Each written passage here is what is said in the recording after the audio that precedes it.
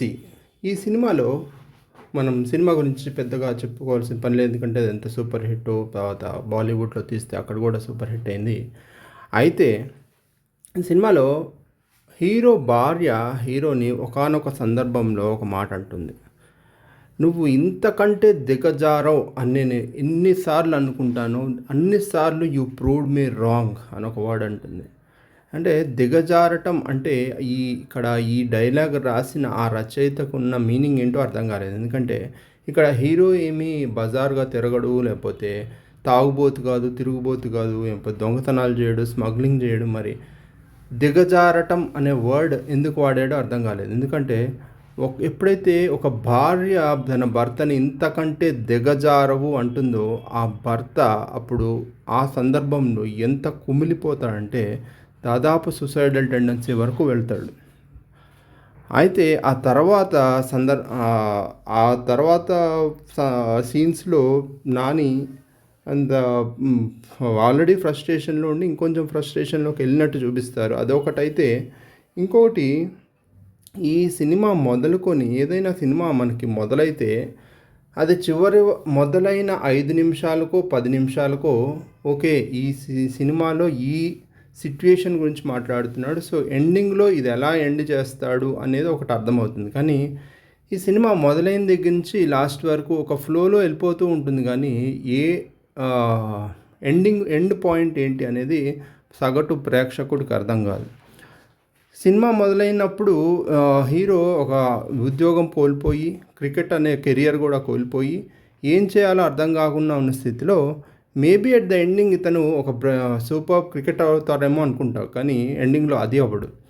Maybe అతను ఒక ఉద్యోగం చేసి మళ్ళీ ఉద్యోగంలో తన కుటుంబం జాయిన్ అయ్యి తన కుటుంబాన్ని పోషిస్తాడేమో అనుకుంటాం, అది జరగదు. మేబీ ఆ కొడుకుకి క్రికెట్ కోచింగ్ ఇస్తున్నాడు, ఇతని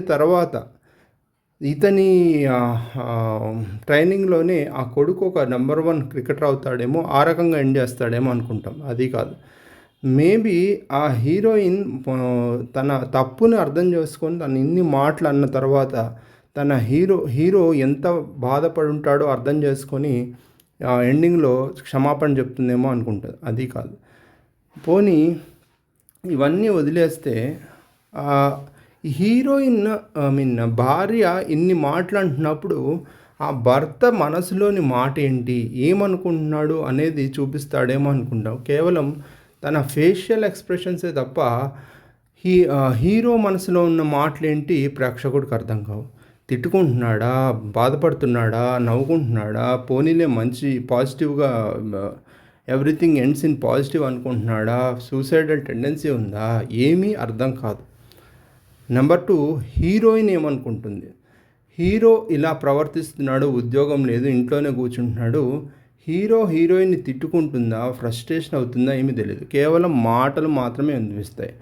హీరోయిన్ మనసులో ఉన్న ఫీలింగ్స్ ఏంటి, ఏమనుకుంటుంది, ఇతను బాగుపడతాడా, ఉద్యోగం తెచ్చుకుంటాడా, ఏమీ తెలియవు. కాసేపు తిడుతుంది, కాసేపు ఉద్యోగం తెచ్చుకోమంటుంది, కాసేపు పేపర్స్ తెచ్చిస్తుందే, కానీ హీరోయిన్ మనసులో ఉండే మాటలు ఏంటి, ఇంకా చెప్పాలంటే అసలు టోటల్లీ నానికి కానీ, ఆ కోచ్ కట్టప్పకి కానీ, లేకపోతే పిల్లాడికి కానీ, హీరోయిన్కి కానీ ఎవ్వరివి కూడా మనసులో మాటలు ఏంటి అనేవి ఏ సీన్లో కూడా బయటపడవు. హీరో ఒకానొక సందర్భంలో తను ఇన్ని రోజుల నుంచి ట్రై చేసిన ఆ క్రికెట్ కెరియర్కి సెలక్షన్ మళ్ళీ జరిగిందని చెప్పి ఒక రైల్వే స్టేషన్కి వెళ్ళి నడుస్తాడు. ఆ అరిసినప్పుడు ఇతను ఎందుకు అరిచాడు, ఇప్పటిదాకా ఇతను మనసులో ఏమనుకుంటున్నాడు అంటే, నేను ఎప్పటికైనా క్రికెట్కి మళ్ళీ సెలెక్ట్ అవుతాను అనుకుంటున్నాడా, అందుకని అరిచాడా, లేకపోతే భార్య మీద రివెంజ్ తోటి అరిచాడా? ఆ సీన్లో కూడా చాలా రకాలైనటువంటి క్వశ్చన్స్ ఒక సగటు ప్రేక్షకుడి మైండ్లో ఉంటాయి.